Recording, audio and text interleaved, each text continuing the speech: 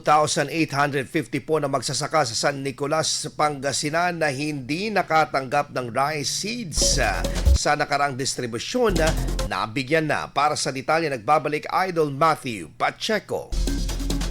104.7 IFM Report.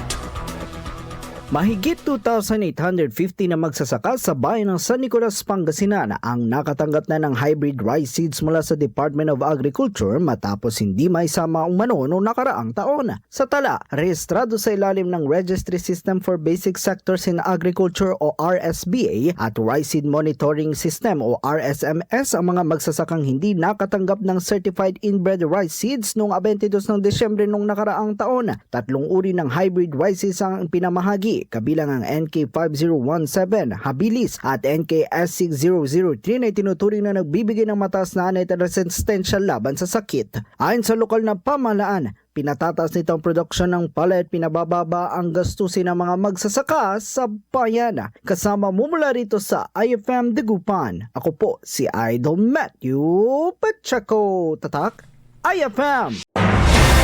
IFM News. IFM News. IFM.